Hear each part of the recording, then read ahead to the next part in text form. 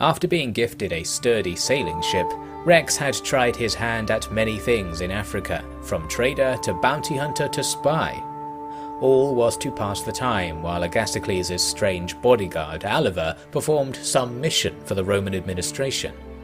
With the work surely done, Rex marched from Carthago to Cyrene, their ship having been stolen without any leads. Upon a tired arrival, Aliver was waiting for them outside the inn, standing guard over a host of rooms he had reserved for the party's arrival. Agastocles ran forwards to greet him. "There you are, you little rascal. What was all that about then?" Aliver replied in his usual fashion, while staring beyond Agastocles at the new camp doctor for the champion's retinue, the fellow German Eithner.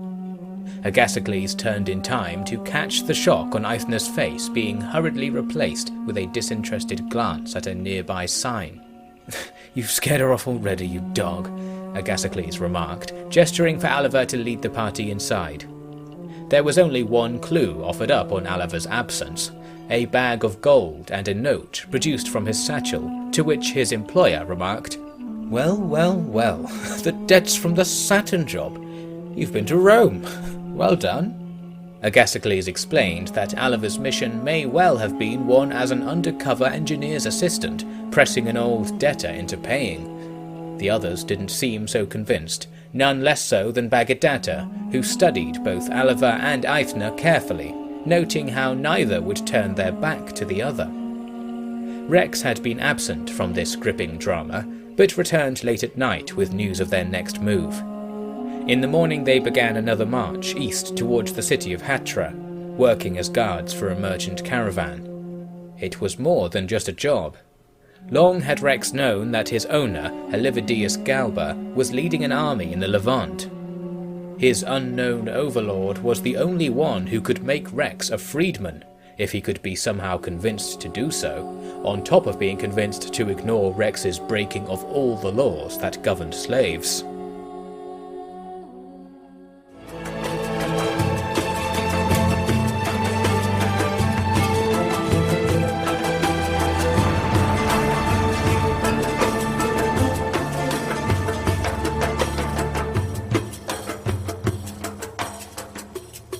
Welcome back to Rex Romanum. We've now moved over to the east and we're just arriving at the city of Hatra, actually outside of the Roman Empire in the Parthian Empire. We were escorting this caravan, guarded by Roman troops. Hopefully the Parthians won't notice because I believe they are at war with the Roman Empire right now. So there we go, we bagged a little bit of money and found an excuse to come over here. While I was here I wanted to do some shopping, and after being disappointed by what was on offer at the regular shops, I decided to try the Mystic Merchant in the Tavern. I've used this guy a few times. It's a strange system where you pay an amount for an item, and then the item's quality will either increase or decrease after you've bought it, making your purchase either good or bad value. So there I bought a sumpter horse and it turned into a heavy sumpter horse, a more expensive purchase, so I actually saved some money by buying that horse here. Then I wanted to buy this, the Praetorian Segmentata, a nice big armor upgrade. I get the worse version of it, the crude Segmentata, but it's only slightly worse in terms of stats, so that doesn't really matter. What matters is the fact that for some reason this armor has no texture, so while I can wear it, I look absolutely ridiculous. Nothing like the look of a mercenary captain, to be sure. So I ended up having to get rid of this armor. I went to the regular armor shop and bought some nice Eastern mail, also a gigantic upgrade on the Greek armor I was wearing before. Pretty expensive, but that's just the price we pay for the dramatically increased survivability I should get by wearing this hardcore armor. It also looks much better as well than the linothorax. After that I started heading west back towards Roman territory. Along the way I encountered this looted village and thought maybe the Roman armies are nearby and maybe Galba's nearby. He wasn't, but we instead encountered this consul who is the leader of Roman Asia, which is the sub-faction of Rome in this area that controls all of the Levant and Anatolia. Speaking to this guy, it seems there's something going on, I'm not quite sure what. It's possibly another glitched out thing, This guy seems to think that I'm contesting him for rule of Britannia. He goes on to rant about various things, mentioning various different cultures, and that he may have killed his way to the top, but curiously killed Parthians. Not quite sure what happened with this guy. Maybe he's just had too much water out of lead pipes, but he doesn't seem to like us very much. However, that's not going to impact how he treats us, as we'll soon see. I went a bit further west and encountered a party of looters. I engaged them in battle, and this gave me a chance to check out how Rex looks in his new armour. I think we do look much better than before. We've got a nice grey colour scheme going on, even with our armour pieces all being from mismatched cultures and the like. Anyway, as for this fight, we just need to line up our shield wall and advance. Because it's the looter type bandits, they tend to have only light armour and just die in one hit, and our heavily armoured infantry line has no problem cutting through the 40 or something enemies, and we didn't take any losses at all in this fight. Very good. We'll grab a whole load of loot and take it down to Antiochia. After selling it off, I wanted to head south towards Jerusalem because word was that's where Galba was hanging out, and on the way we get a couple of important developments. As the champion's retinue marched south, Clodolf the priest came to Rex dressed in old rags, leading his donkey behind him. "Sir, as we approach the Holy Land, I must ask for your forgiveness. I am no longer able to pay the debt I and my brother priests owe you," he said. Rex looked down at the scrawny man from atop his horse. The priest was not the passionate evangelist he had once been, rebuffed at every turn by his time in a retinue that argued about religion constantly, but always considered Christian cults to be laughable. At least the Roman gods, the Greek gods, the Celtic gods, and especially the Eastern gods had a long-established legitimacy. The Rex that Clodolf looked up at was rather different to the down-and-out traveller of Toletum as well, risen high and bound by metal. Surely a fitting reward for support for the Lord, Clodolf thought, but the rest of the heathens in Rex's party got far worse silent reviews. The priest said he was going to visit sites holy to his sect, and that he would return either with the power to convince Rex and company of his truths, or perish in the Lord's embrace. Rex had little to convince him otherwise, and off priest and donkey went. It was only after he was out of sight that Rex's other companions debated whether Clodolf would talk to others about Rex's true identity. Eadfrith insisted that a priest was a man to be trusted, while Agasicles pointed out that Clodolf's cult forbade lying of any kind, so if anyone happened to ask after the truth, it would be forthcoming. Just as Bagidata was offering to ride after him, a rider in a Roman helmet approached the group, carrying a sealed scroll. Inside was a confounding surprise. "That old boy really was mad," Eadfrith said, drawing a scowl from the waiting rider. "That'll give a whole new meaning to Roman Rex, eh?" Agasicles said. "Getting ennobled a bit more of a wheeze than siphoning off their mercenary budget. A most favourable bout of madness, if ever there was one." Rex stared at the scroll that offered him stewardship over a village in the Empire and high rank in the Roman military. It was all on account of Consul Severianus claiming to have been visited by the ghost of his future self, bearing a message of a red-headed Gael with a great destiny. Everyone seemed to be impressed with this turn of events, but for him. He eventually told the rider that he would seek out the consul to discuss the matter in person and give his answer then. He remained deep in thought as their column continued south to spend the night in Jerusalem. There, rumours that Legatus Galba was in the area were confirmed, and recent sightings of the Roman army sent Rex west early in the morning. Said army wheeled around as Rex and company approached, their weapons drawn, but when Rex rode out and announced himself to be the champion Erland, the shields parted and Legatus Galba ran out on foot to greet him. "You've accepted the consul's offer?" he asked at once with wide eyes. "I will think about it, my lord." Rex found it hard to finally meet this legendary man who had loomed over most of his life with the power to kill him, or worse. This dreaded master wore a bright smile, a round, honest face, and was summoning hands to take care of Rex's horse. Dreams of a meeting where blood was spilled and wrongs were righted had not prepared him for this. Perhaps things were only so cordial because the legatus was speaking not to the rebel against his household, but the famous champion who Severianus had declared an ally of Rome. "Aramadi is under my protection as it stands," he explained. "We've been trying to hire mercenaries to protect it, which is why I was so delighted to hear you had arrived in the area. Then I get this news from Antiochia and things seem even better." Rex nodded along and smiled, trying not to think of the mark under his gauntlet that would draw blades to his neck in an instant. Galba had many questions about Erlen's Gaelic roots that Rex answered as truthfully as he could, with the exception of saying that he had never heard of the massacre at Regionium. "It was my father's old estate. Lovely place, it really was. I wrote to Londinium again and again to see what happened, but never heard anything back. I would have gone, but things are delicate here, as you'll soon see. Well, I am assuming that you are going to accept the consul's offer." It didn't take long for Rex to make up his mind, announcing his decision first to Galba and then later to his eager company. Old chains were remade in writing, as Rex became a servant of Galba once more, with the simple words, "I'll take the job." We are going to do this then. We're going to go back to Severianus and say, yes, I will be one of your vassals. This makes us now an officer of Roman Asia, and gives us the territory of Arimathea, a village in the southeast. Having this village under our command means we get rent from the peasants living there, so that will enhance our income and satiate Rex's never-ending desire for money a little bit. What I'm going to do at this phase in the game is try and enhance my reputation with Galba. That's the overall objective. So we're going to want to try any missions that he has available for us. We're also going to want to support him politically. He wants Severianus to get some new territory that Asia has conquered, and we'll say, yes, what a good idea. That slightly enhances our reputation. We've got a head start because he already likes us quite a lot. I believe in the game's logic that's because we're a very honourable person, and so is he, and honourable people automatically like each other.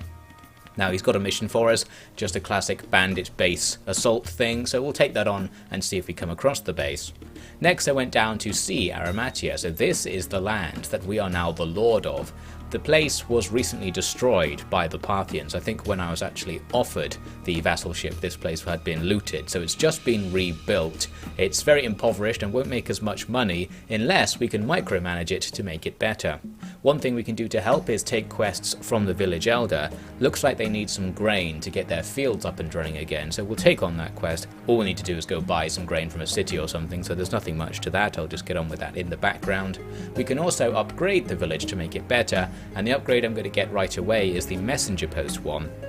This lets you know from a certain distance away whether the village is being attacked. By default you can be alerted of attacks coming in, but you have to be quite close to the village to actually receive them, so this will increase the range by an unknown amount.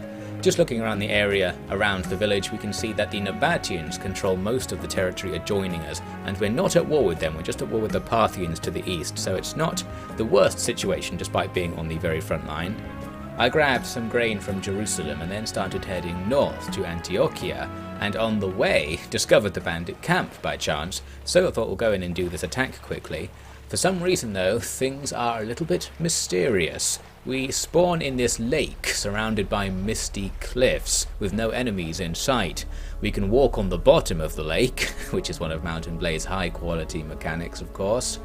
But yeah, still no enemies to be found, so now I have to walk across this strange desolate map in search of life.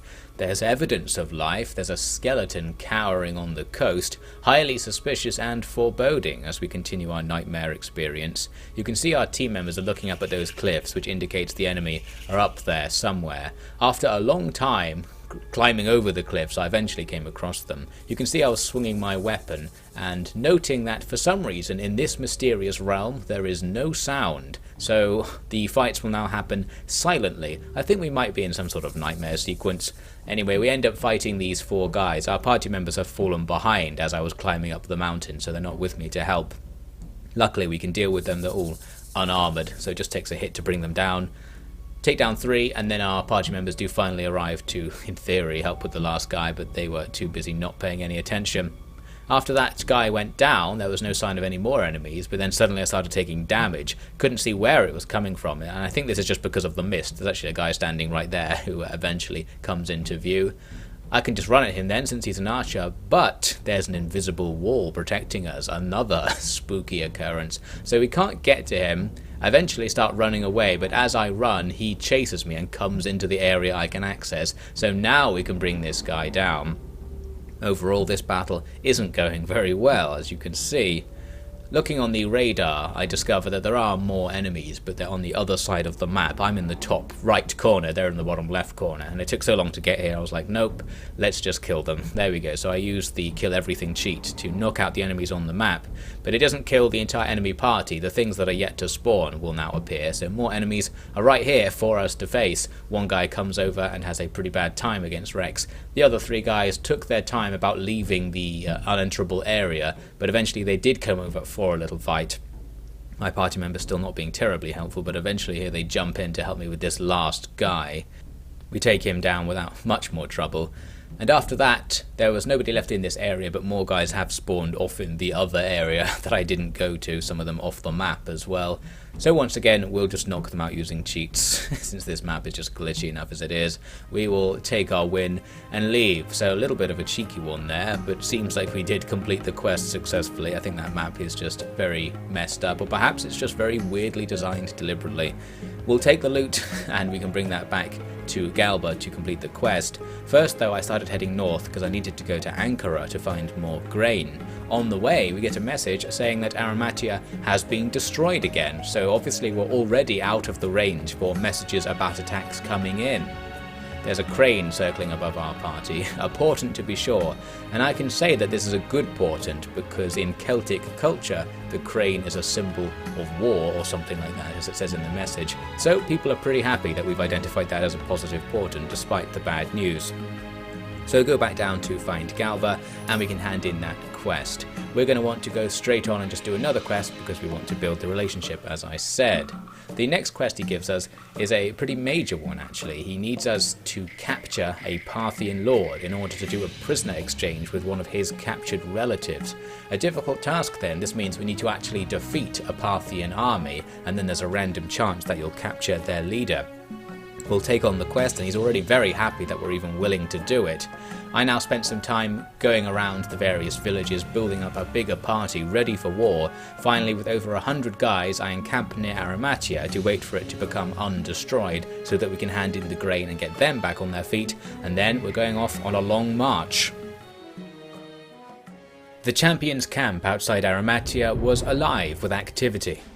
Some men were training with sword and shield, while others unloaded carts of grain and carried them to the village's makeshift granary. The surviving villagers were spurred on by their new protector's diligence and his promise to march east and take the fight to the Parthians. Others were less impressed with this pledge. "Just so you know, this is going to have a negative impact on your career," Eadfrith told Rex. Rex had nothing to say. Bagadatta and Eithna looked up at Rex from across the fire, then at each other. Strangely, Eithna spoke first. "My lord, I don't think you are completely safe to be trusting that consul." "What would you know about that?" Rex snapped. Eithna smiled. "Nothing at all. But my advice as a healer is to keep in mind who it is who might want to hurt you." This cryptic advice didn't sit well with Rex, and Eithna was dismissed from his presence. As she left, Eadfrith spoke in her defense. "Think about it this way. Galba lost some land because of you.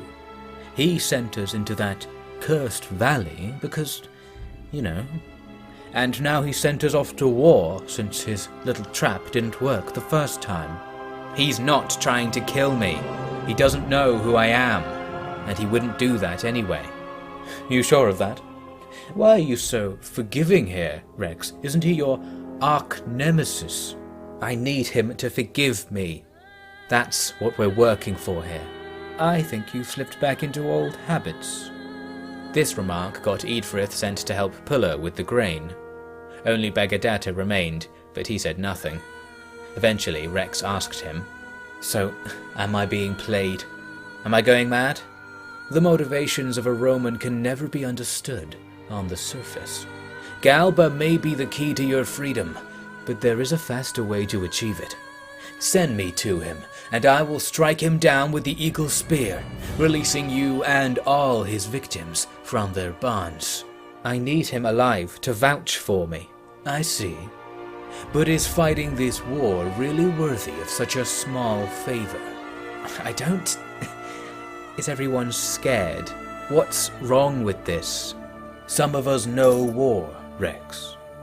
We've all gotten a chance at a better life through the success of this company, and suddenly marching off into the brutal arena of the desert isn't what we expected. It won't be what you expect either.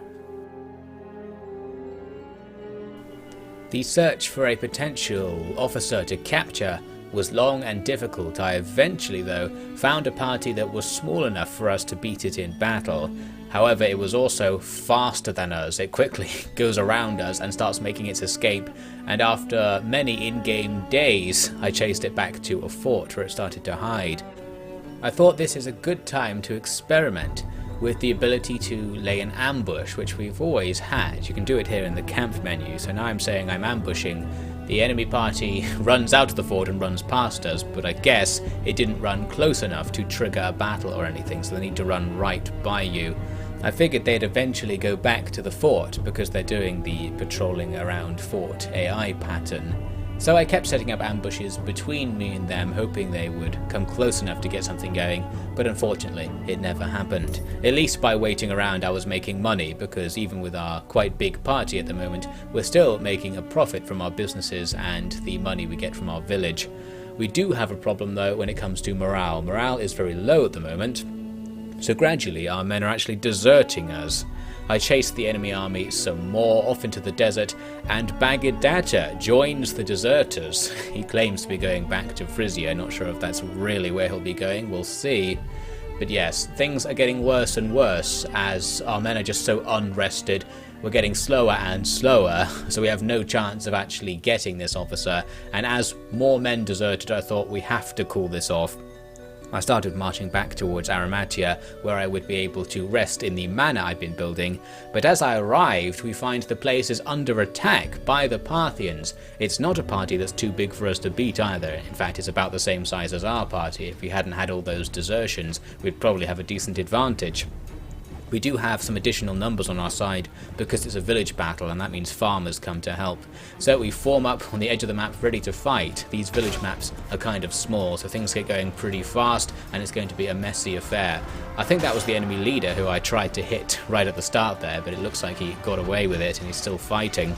I decided for this battle that I would dismount. Because we're fighting on a hillside, I'm very likely to get stuck using a horse since it'll be slowed down by trying to go up and down the hill. So I run into the melee to participate, but we find very quickly that these Parthian troops are powerful. They've got loads of Parthian noble swordsmen who are heavily armoured. They're more armoured than Roman troops, for example, and down we go after some not very good fighting, and the enemy not dying when I hit them for the first time, which is what usually happens. So now we just have to hope we can win the battle, since we do not want to lose not only our entire party but the village.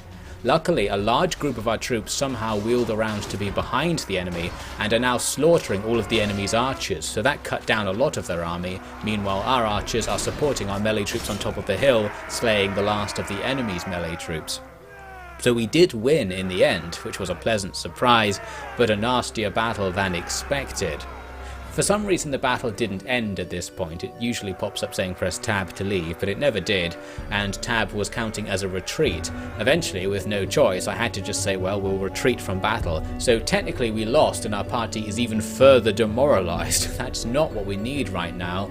We can also see from the stats that we lost a decent portion of our party as well, at least a quarter of it. We lost lots of farmers, but their loss doesn't do anything in the game's logic.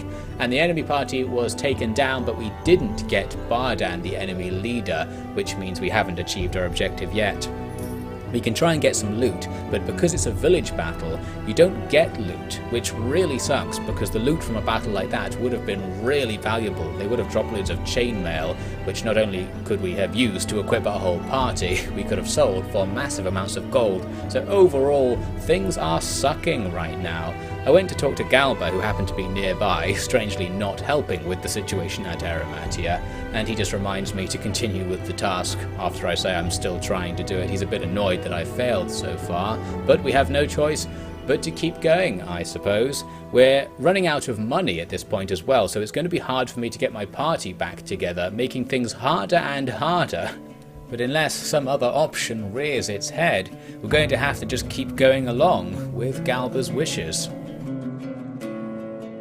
Given the powers of a Roman officer and the lands of a Roman noble, Rex was suddenly not just a mercenary. Working directly under Galba gave him ample opportunities to create a debt of favours that could be called in when the time to strike out for Rome came. However, his struggle to earn them was costing him and his friends more than he wanted to admit. That is it for this episode. Thanks for watching, and very special thanks to all of the OfficiallyDevin patrons.